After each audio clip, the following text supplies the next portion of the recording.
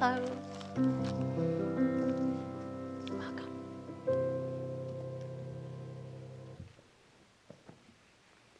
Well, today I want to talk a little bit about what happened last night. It was mentioned by Reverend Heather that you were just giddy with glee when you went to Ralph Waldo Emerson's, was it his grave? Yeah. Well, when I was in Concord 5 years ago, Concord, Massachusetts, I was giddy with glee just at the whole thing of Concord because there are so many famous U's and U's. And one of the books that I bought when I was there is called Mr. Emerson's Cook. Mr. Emerson's Cook. I'd like to tell you about her this morning. On the day that Annie Burns arrived in the port of Boston from Ireland, she sat right down at the dock and started looking for a job. Ooh, here's one. Wanted. An extraordinary cook needed in the town of Concord, Massachusetts. Acclaimed poet and philosopher has stopped eating due to an overactive imagination and the meddlesome Mother Nature? Desperate. Send all inquiries to Mrs. Ralph Waldo Emerson, Cambridge Turnpike, Concord, Massachusetts. Well, there wasn't much food to cook for in my town of Balcou, and he wrote to Mrs. Emerson. But I have a talent for making what is their taste very, very good. So soon Annie Burns was on her way to Concord to talk to Mrs. Emerson. When she arrived at the Emerson home, Annie walked into the back area of the house where she encountered a small flock of chickens. The interesting thing about the Emerson chickens is that they all had tiny leather shoes made for their scratching feet. Ooh, she says.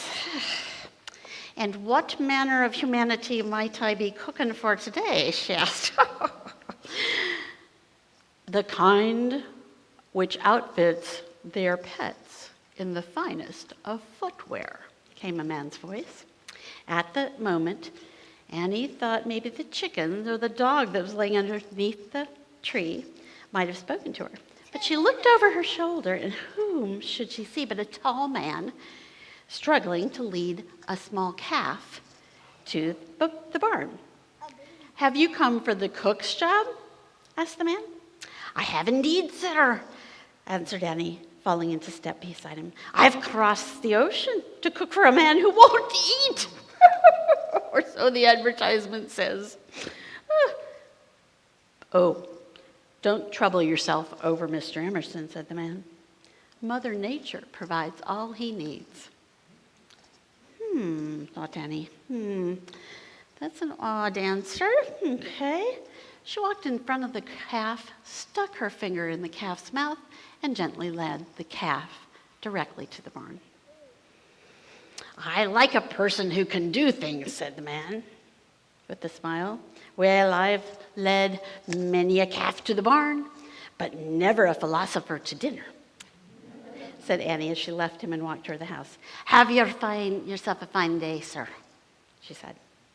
And he straightened her shawl, stood at the open door, and 3 children were scampering on top of furniture and around the table and over the rug and under the table, chasing kittens in the main room. There was a lady in a beautiful gray dress, and she was teaching a parrot to say, pretty, pretty, pretty. Oh, Come in, said the lady. I am Mrs. Emerson. Oh, I am Annie Burns' mom. Oh, yes, the Irish cook that does so much with so little, said Mrs. Emerson, and she looked pleased. One of the little boys yelled, Papa doesn't eat anymore, shouted the little boy. Now, Mrs. Emerson said to her son, it's not that Papa doesn't eat, it's that he doesn't eat enough to suit me. My husband is concerned with the feeding of the soul, Mrs. Emerson told Annie. and I'm concerned with the feeding of all 6 feet of him." Annie nodded her head, pretending to understand, but she didn't. "That is why I advertised for an extraordinary cook," said Mrs. Emerson. It will take one to win his appetite over on this sort of man." "Well, Mom, I think I'm a very good cook, but I'm extraordinarily stubborn.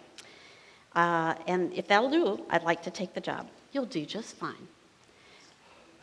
So Mrs. Emerson escorted Annie Burns into the study, where at the table, a round table, there was a man writing furiously. You guessed it. It was the same man she had met in the back with the chickens with the shoes on. "Why, you're Mr. Emerson," Annie blurted out before she could properly be introduced. "I am," he said, "and I'm sorry if I led you to believe otherwise. I apologize. I just never imagined I'd be working for a famous philosopher and essayist that's known around the world." And he said, "Work? Why, thinking is the hardest task in the world," he said with a chuckle. And a moment later, Emerson was called away to play with the children, and Annie stepped closer to the philosopher's desk. She thought, "Is it true that the man won't cook? I'll see in the morning." She found out that his favorite breakfast was pie and coffee.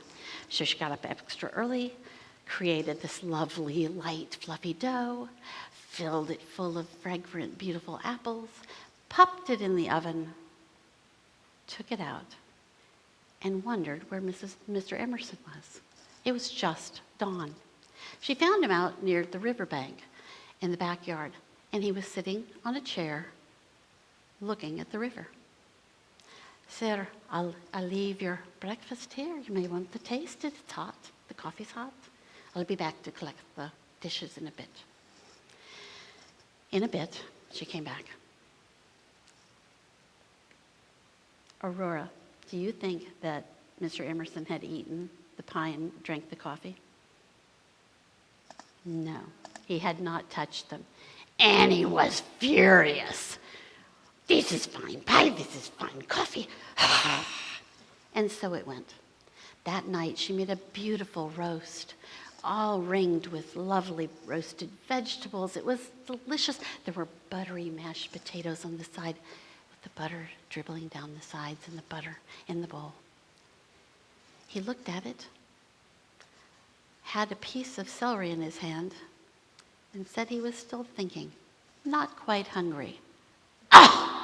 Annie thought she'd heard everything now. What on earth could be? So each night, Annie was writing notes to her mother in Ireland. She explained all these dilemmas with the famous Mr. Emerson. And one week, she got a note back. "Annie, notice that I found your childhood cookbook in my things. It's full of magic and mystical things. Maybe this will help you cook what Mr. Emerson wants." Annie opened the little book, and there it was, recipes for mud pies and all sorts of other delicious childhood things. That night, it was cold and windy. She dreamt about cooking these mystery, amazing childhood recipes. Mud pies and grass muffins and sunshine slush. And it inspired her. So a little bit before dawn, she went down to the kitchen. She opened the window wide. The dawn rays of the sun came in and hit the bowl that she was mixing the fruit in to make the pie for breakfast. It was like nothing else she'd ever felt. She was warm all over her body, and the bowl, she thought, started glowing. What on earth is this? But she felt like this pie was going to be special. As usual, she took it out to the stump next to the chair by the river, And Mr. Emerson, looking at it, looked at her and ate the slice of pie and asked for more. "Oh, yes, indeed, sir." She scurried inside, got more pie, a big slice this time, huge slice, put it on a plate, took it right out with the fork. He devoured it down. And ever since then, she tried to mix in the rays of sunshine and the joy that she found in cooking, thinking about nature, and with her heart and her mind truly in nature, the way Mr. Emerson thought. Even with a big pot of chowder, she was mixing the fish, and she was taking the broth, and she was peeling the potatoes for fish chowder. As she opened the lid on the simmering chowder, she felt the sea mist flowing in. And the rest of Annie's cooking career at the Emersons was the very same way. What do you think of that? Is that possible? You think? Well, it ends up, the woman who wrote this story, her name is Judith Byron Schachner, is actually Annie Burns's great-great-granddaughter. And those stories have gone on through their family for years. So as we're listening to the sermon about Mr. Emerson, let's think about Annie Burns and how Emerson changed her life.